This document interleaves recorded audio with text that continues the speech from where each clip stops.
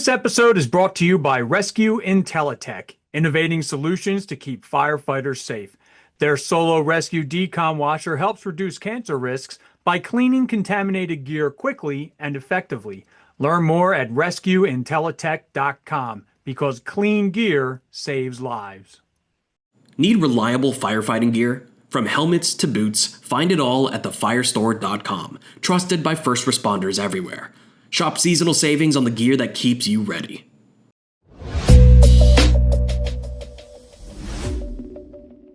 Hi, Chris McClune here with Fire Apparatus and Emergency Equipment. Welcome to this episode of our Moving Water podcast. Of course, as usual, I have Andy Sacadato and Bill Adkins with me to talk about different water delivery topics. And today we're going to be focusing on manifold, appliances, nozzles, and the preventive maintenance that goes with them.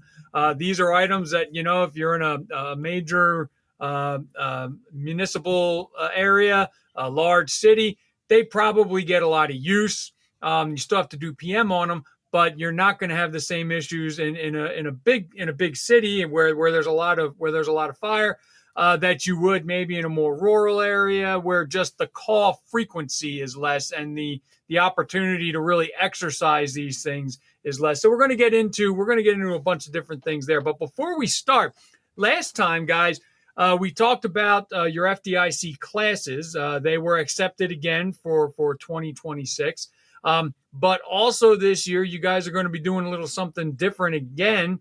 And that's going to be a hybrid hot class. So I don't care who starts us off. One of you tell me about the class and what you're planning to do. I know you're still getting things kind of ironed out, but what's the overall goal there?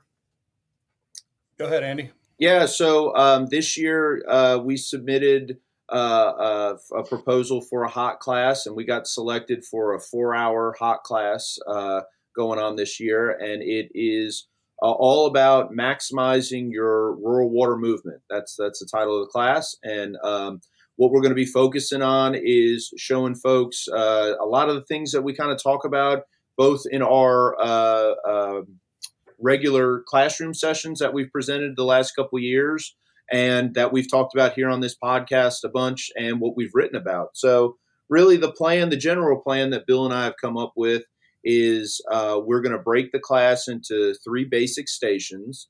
We're going to do an alternative drafting session where we teach people how to perform and achieve a prime without using a primer. So we'll go over the burp draft and the pressurized prime. And we're also in that station going to show you how to perform a twin tube draft and maximize your volume while you're drafting from a static source.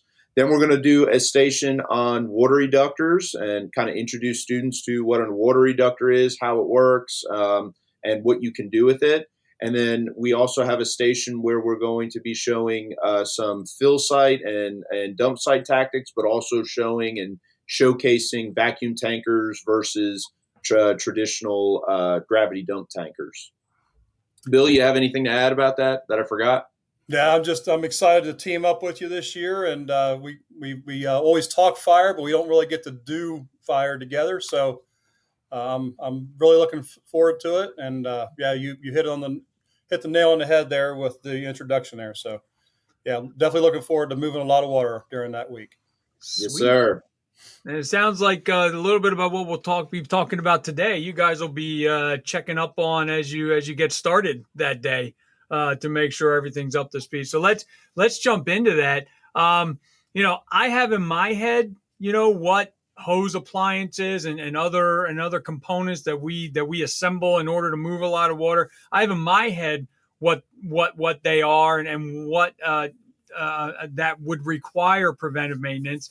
And I'm thinking mostly, guys, of the stuff outside. I wasn't going to get too much into valves at the pump and behind the pump and stuff like that, because that gets more into the more almost like the pump preventive maintenance or things you're going to do differently. I really wanted to focus on like some of those exterior things, the stuff we're going to be laying in the street, the stuff that's attached, like intake valves or something like that, external intake valves. But to your way of thinking, Andy, I'll start with you. What are the hose appliances that you can think of that require preventive maintenance, regular preventive maintenance?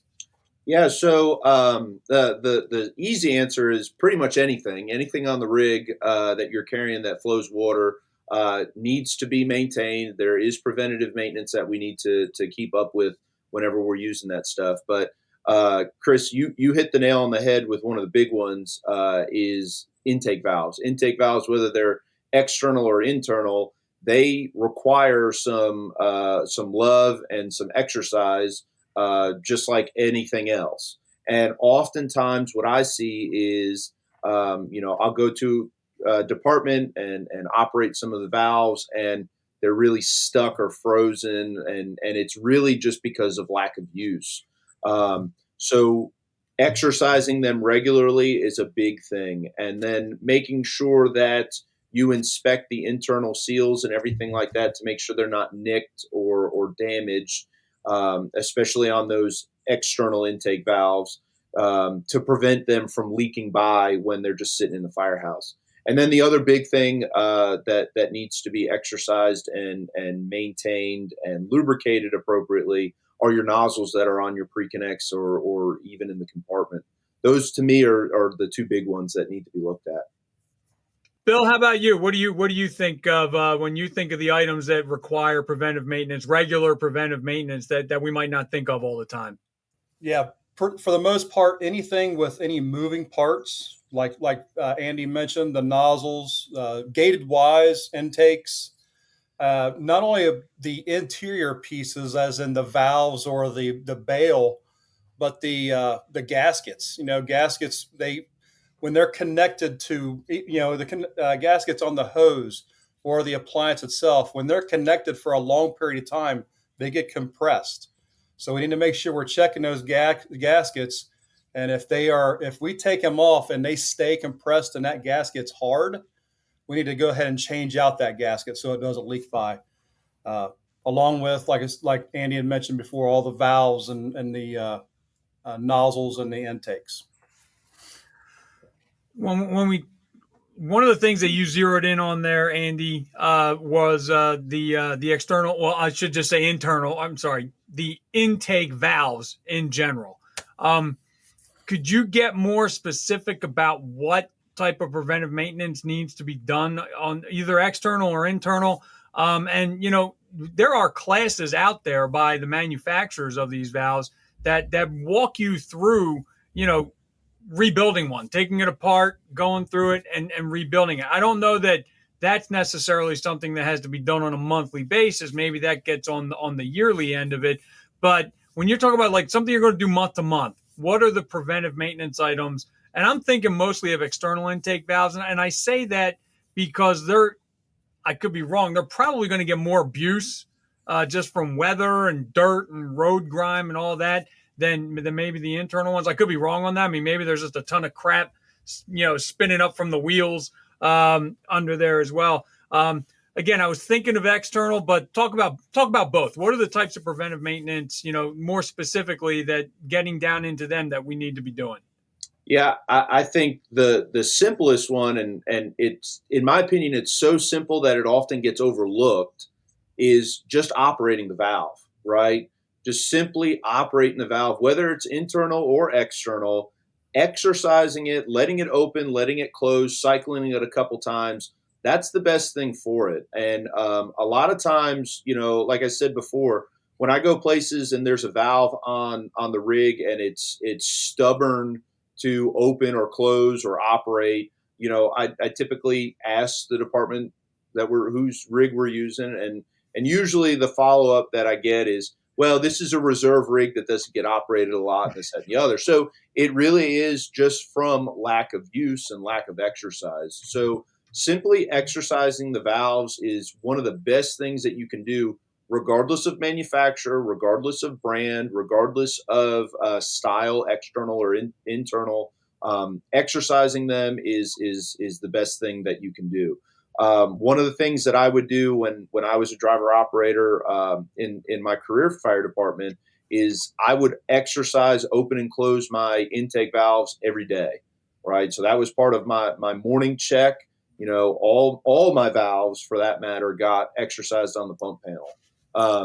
So that's a quick, easy thing that you can incorporate into your morning routine. If you're a career firefighter and at the firehouse every day, for volunteer organizations that may not have people that are at the firehouse every single day, whenever you do your drill nights or whenever you do your truck check nights, however your fire department works, that is something that should be part of your routine to make sure that these things are operating appropriately. And then lubrication. Lubrication is really, really important as well. You talking like WD-40 or Yeah, I'm glad silicone? you bring that up because depending on the manufacturer that you use, I can speak specifically for Task Force Tips. The gaskets that they use and the seals that they use, WD-40 is the one thing you'd never want to spray in any of their valves. Because WD-40 actually eats away the gaskets and the seals. So it'll lubricate, but over time it will also prevent it from sealing appropriately. So what TFT recommends, and that I have used across the board and have not had any issues, and the other manufacturers who may be listening might want to chime in and correct me, but break free brand CLP is the best go-to spray that I use. Not only does it clean any grime or junk that's in there, but it also doesn't eat away your seals. So that again is break free CLP. A lot of folks who may be gun enthusiasts, a lot of people use them to clean their guns. So it's the same stuff you can get it at your local gun shop or whatever hardware store. A lot of them carry it, but that is the best thing for your intake valves and your nozzles, especially if it's a TFT brand appliance. That's what they're going to recommend. Bill, how about you? Intake valves. Yeah, with what Andy's mentioned there about the WD-40, most manufacturers I've dealt with has always said not to use WD-40. It eats that rubber membranes up inside those intake valves or whatever it may be. The screen is something you want to make sure the screen is in good contact on those intake valves, so we don't get any debris inside the pump itself. Different apparatus. Some apparatus will have it actually on the intake. And if it doesn't have one, you want to make sure that your intake valve has that screen to protect your pump. And then lubrication and work, like Andy said, the most important thing for us to do is work the valves. Now, when you mention working the valves like that, I am no lie. I am picturing a chief engineer in my mind. What down in my firehouse, Weldon Firehouse, who was getting ready to exercise one of those valves and positioned himself in such a spot that he would not get drenched. So something to think about. You're gonna find out if there are any other seal issues in the entire pump system and tank system very, very quickly when you open up those valves. So not only watch yourself, you're going to get very wet, but also you might end up in doing this find that there is another problem in the system somewhere that needs to be addressed. Absolutely. So now, rebuilding an intake valve, how often would you say that probably needs to be done? Is that an annual thing? Only when you discover something else on your monthly PM? Like what when you get into that end of it, Bill, what do you suggest be done in terms of rebuilding? Yeah, so far as rebuilding an intake valve, we do that only as needed. As long as you're working the valves and lubricating them thoroughly, you usually won't have to rebuild them too often. Maybe every 5 or 6 years, even longer than that sometimes. How I know if it needs to be rebuilt or is by taking that cap off, and if I have water escaping without opening the intake, that tells me that we probably have some type of leak by. But before rebuilding, what I would do is take that intake valve off, use some like a CLR. Usually calcium gets built up on those valves, and it's not necessarily a need of a rebuild, but it's just a need of getting that calcium off the valve itself so that it makes that good seal. Andy, any recommendations there? Yeah, no, I'm with Bill. Again, check with your manufacturers, but generally it's an as needed operation, right? So rebuilding the valve is on an as needed basis. Like Bill said, usually the need to rebuild it is because it's leaking by. I can tell you for the Task Force Tips brand valve, it's very easy to do. All you need to do is call the service department, and they'll give you the parts and everything like that. And it's something that can be done at the firehouse, right? And that for most external valves, that's what you're going to be able to do. Internal intake valves, that is something that's a little bit more in depth and typically might require an EVT to take care of, because you're taking typically, depending on the valve, may require you to have to take other pump components apart just to be able to get to the actual valve assembly. So that's one of the advantages of having that external intake valve, regardless of brand. TFT, Elkhart, Akron, doesn't matter, right? It's very easy to do any of this preventative maintenance either right there on the rig, or if I have to pop it off the rig and put it on the bench in the firehouse, right? It's very easy to do. I'm staying on the outside now. When you think about modern or current fire apparatus design, there could be a nozzle anywhere on the truck. We've got them in front bumpers now. And I don't mean that as if like this just happened. I mean, I'm just saying like within the last 15 to 20 years, those front bumpers have really started to get used a lot more in terms of 1.75-inch lines, trash lines, things like that. We've got booster reels still that might have a nozzle on the end of them, and I'm thinking combination fog here. Variety of companies make them, and we also have them on the back. And on the back of the truck, they're not only tucked up in the hose bed. We've also got different ways of mounting portable deck guns, where if there is a combination fog on the end of that, it's going to be exposed to any number of things if you don't have it covered. So when we're looking at nozzle PM, I mean, I'm thinking of things like it was just as simple as going up and turning I guess it's just to make sure that's moving. I guess so. Two things there. What can go wrong if you don't do the PM on your nozzles around the truck? And secondly, what should a nozzle PM program look like? Andy, I'll start with you on that one. Yeah. So, taking care of your nozzles, I think, is one of the most important thing, regardless of if you're a driver, a firefighter, an officer. What I like to equate our nozzles to is in law enforcement, right? Law enforcement, they know every detail about their service weapon. They know how to break it down, clean it, put it back together, blindfolded, this, that, and the other. Well, the nozzles on our engines are our service weapons, right? And it's one of those things that is kind of one of my pet peeves is, a police officer will be able to tell you the caliber and all the specs on their service weapon, but some firemen can't tell you the gallon per minute flow rate or the nozzle pressure of their nozzle, right? It's no different. We just keep our weapons on the apparatus, not on our hip. Okay, they're still weapons that we use to fight our fight. So with that being said, right, one of the biggest things that we need to do is make sure we maintain it appropriately. And Chris, you brought up using the use of combination fog nozzles. Now, I'm not trying to start a fight, fog nozzle versus smoothbore or any of that. But if you're running combination fog nozzles, it's really important to make sure you clean and exercise them, just for the simple fact that if they're exposed on the side of the rig or the front bumper or the rear, whatever, you have a higher probability of gunk and trash getting caught into that nozzle, blocking that baffle, and then affecting what you're doing inside.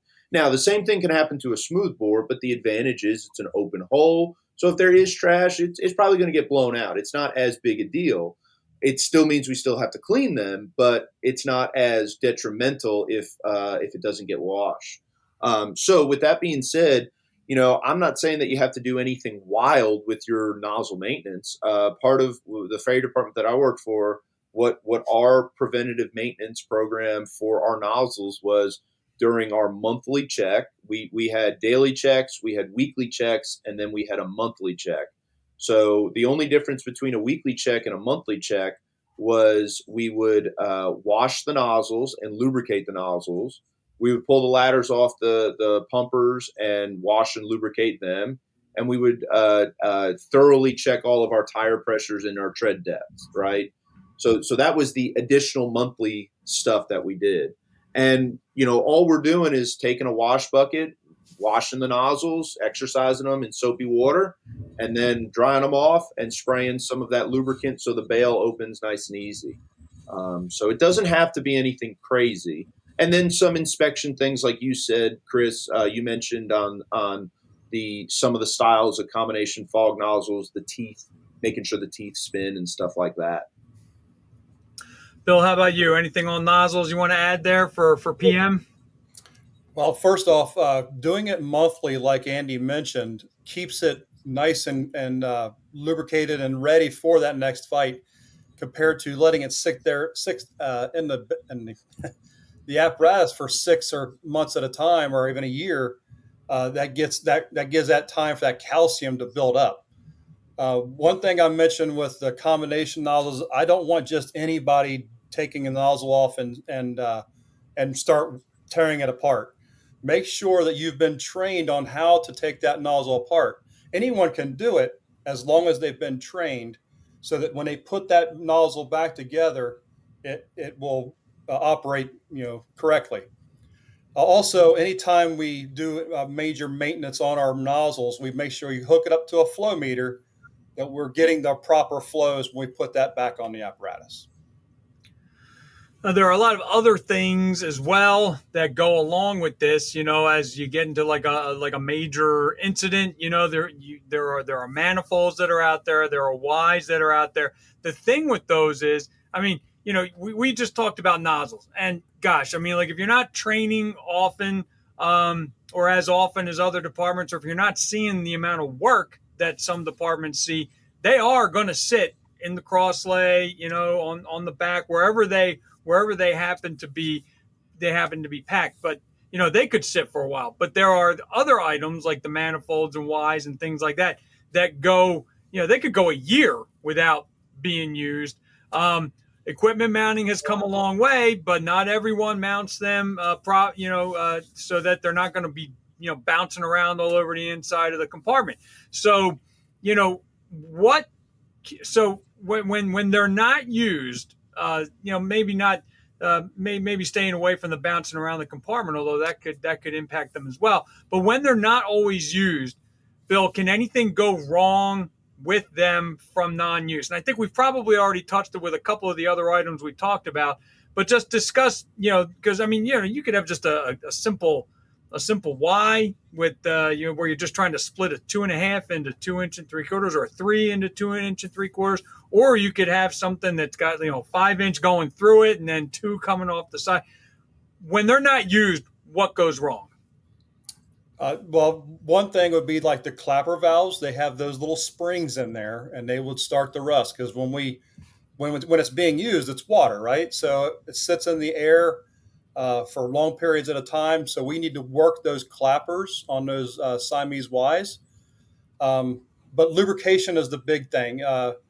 Rubber, as it sits there and it dries, it's not good for those membranes. So it's best that, even though you may not have used it in this 6 months or even last couple months, it's still best to go ahead and spray that lubricant in there, work it really well, make sure that calcium doesn't build up. Andy, what about you? Ys and manifolds, and it doesn't have any other appliances you can think of that are that don't get used. What happens when they're not used? What happens from non-use?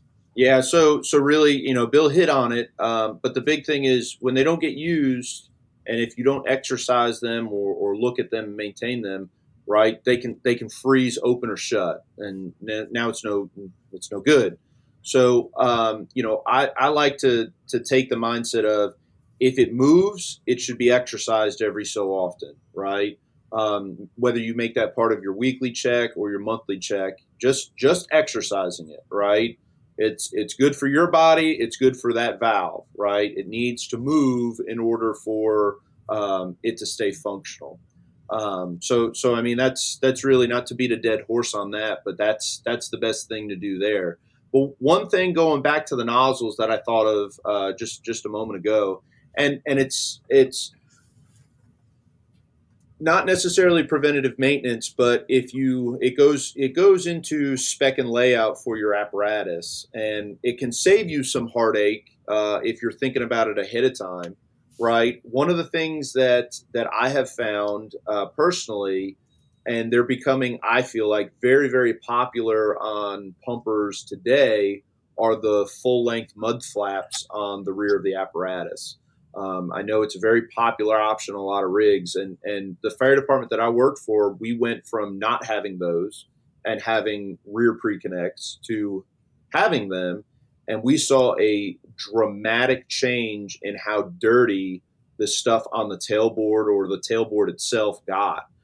Without those full length mud flaps, especially after, when it's raining or even after rain, all that dirt and trash and road grime just gets kicked up by the rear wheels and comes up onto that tailboard. And it can really, if you're a fire department that pulls lines off the rear and have exposed nozzles, especially if they're combination fog, you can have some really nasty nozzles from just road grime. Mm-hmm. But putting that full length mud flap, I know it probably costs a little bit more money on your spec, but other than looking really cool, it actually keeps the back end of that truck really clean. It blew my mind the first time I drove a rig that had it, how clean that rear end was on the pumper after that.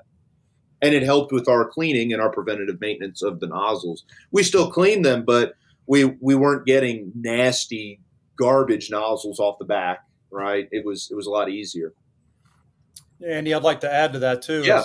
We've had the same issue here at Fayetteville, where we never had those full length mud flaps, but we bought one for the ladder truck, and huge difference in the back of that apparatus when we put that on there. And because we liked it so well, we went instead of buying it through our apparatus manufacturer, we have a local trucking company that they deal with mud flaps all the time. So they made us one for our tanker. So our tanker's having the same cleanliness on the back compared to what it used to do. Yeah, a lot of moving parts in the back of a tanker sometimes. With especially the one we right. All the business end of a tanker is at the rear end, right? So having all of that stuff clean, and your direct fills not grimed up and slimy, and right, that's money. That's money right there. I wasn't even thinking about that. All these questions I came up with, I was thinking about, your normal like municipal pumper. I wasn't even thinking about tankers and the dump valves and all those things that need to be done. What is that another thing where it's just exercising them all the time, just to make sure, like the big square ones and such? Yeah, exercising them and dumping them for training. Make sure when we're doing a training with the tankers, we dump the water, and then we can draft it back in, so we're not really wasting water, and we get to operate that valve. Yeah, to Bill's point, right, on those dump valves, one of the big, and it's great, don't get me wrong, I'm all for it if I'm a tanker or tender driver and can dump from the cab, that's great. Mm-hmm. But a lot of truck manufacturers are using that either or figuring it to either be pneumatically operated for the dump chutes or electrically operated. And what I have found is, yes, you have to exercise both, but it is even more important for the pneumatics to be exercised. I can't tell you how many dump chutes that I've gone to use on different rigs where you go to exercise or go to dump, and the chute will come out, but there's too much gunk and crap on the actual valve. The air pressure can't open the dump, and now you're dead in the water, right? And the last thing you want is for that chute not to be able to be used on your scene, because either your tanker is now not useful or as useful, or the water supply officer or dump site officer has to configure something special just so you can get your water off, right? That sounds like a bigger system when we're talking about the pneumatics involved in that. Like what do you, is there, when it's blocked like that, how do you free it up? How do you do it on scene? Well, Bill, either you want way. to take that one? Yeah, well, hopefully you have a manual backup, but most likely you won't. So you're just going to have to use some ingenuity. Some may call it hillbilly ingenuity to get that thing to open up. But also, I'm glad that Andy brought up the pneumatics and electronic valves. A lot, we're not talking about the pumps so much today, but on a lot of those internal intake valves, they're usually pneumatic or electronic, based off because they're not supposed to be a pull valve per NFPA, because of the damage it can do to the water hammering of the system. So if you have an intake valve that's internal, that you really need to work those valves because they will freeze up. A lot of what we've talked about today has really just been the stuff that I lobbed at you, but there's probably a number of things that I wasn't thinking of. And so what are some other things firefighters might not think of when they're thinking about water supply and water delivery that require preventive maintenance? Bill, what did I miss? Nothing really that I can think of that you missed. It's just it's important that we test our appliances as well. Test our nozzles, test our Ys, clappers. We can clean them all day long, but doesn't mean they're going to operate correctly and not flow what they're supposed to. So don't be afraid to use a flow meter or pressure gauges to check to make sure that these appliances are all working correctly, not just clean. Andy, did I miss anything? No, you didn't miss anything on the appliances or anything like that. And like Bill said, but I think there is.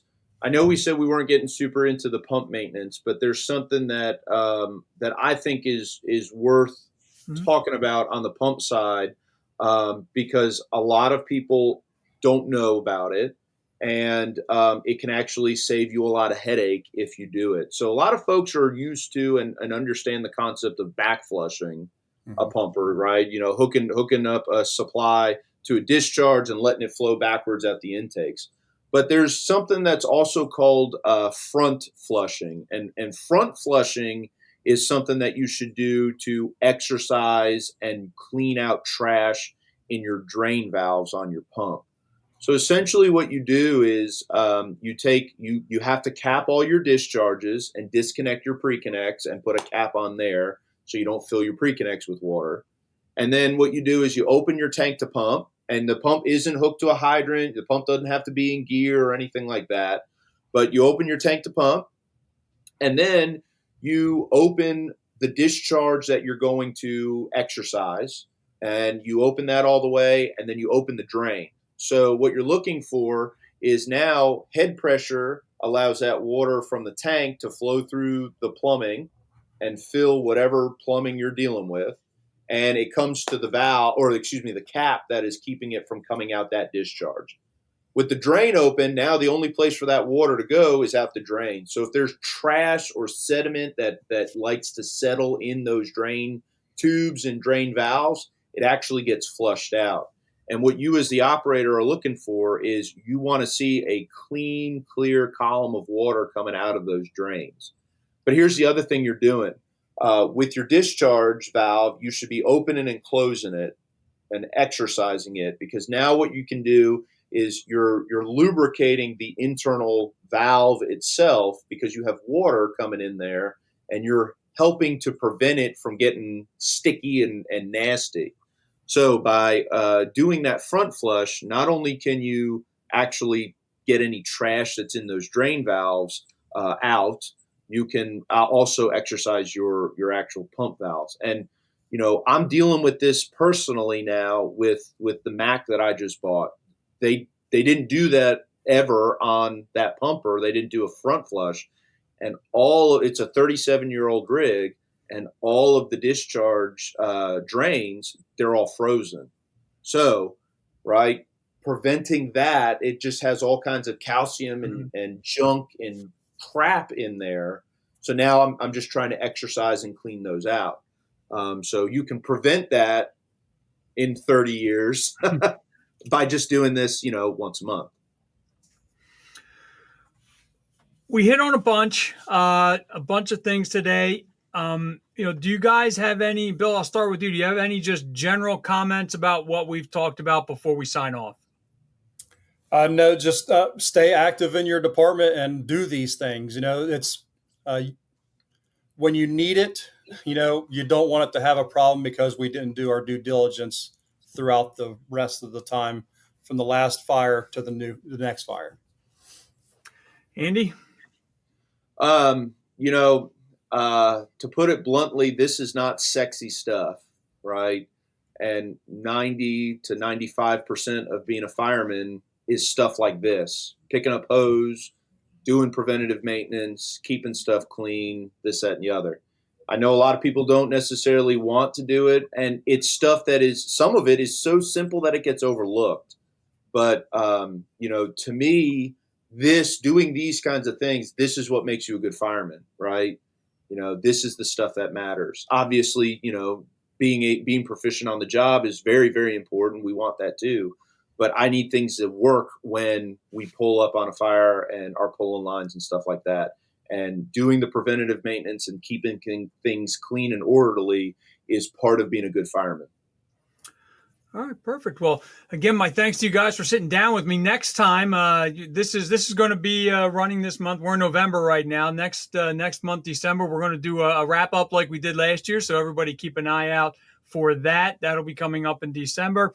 And we're also going to have Andy on our Talking Trucks podcast with Ricky Riley. He's going to come on. He's going to talk about that Mac he just mentioned. So Ricky and I have to make sure we come up with a lot of good, challenging questions for him. Great. On that one. But if you would like to see previous episodes of the Moving Water podcast, they're all archived at www.fireapparatus.com/podcasts, and we have organized them on that page a little better for you now, so you can get to them all at once, so you don't have to scroll through a million podcasts to find the Moving Water podcast that you want. If you have any suggestions for me or Andy or Bill, let me know at chris.mcclune@clarionevents.com. We'd love to hear from you, and we'd love to answer the questions that you have regarding Moving Water. And also, like we said, all these two guys are they're teaching at FDIC again this year. Go to FDIC.com. Registration, I should know this right off the top of my head. Go to FDIC.com and check out the registration page. But classroom sessions, that's pretty much show up when they're full, they're full. But on the hot end, you will need to register for that class. So keep an eye out on FDIC.com. Visit it regularly to keep tabs on all of those things. So again, this has been Chris McClune with Fire Apparatus and Emergency Equipment, along with Andy Sacadato and Bill Atkins. Have a good one and stay safe. Thanks again, guys. Thank you. Looking forward to seeing everybody.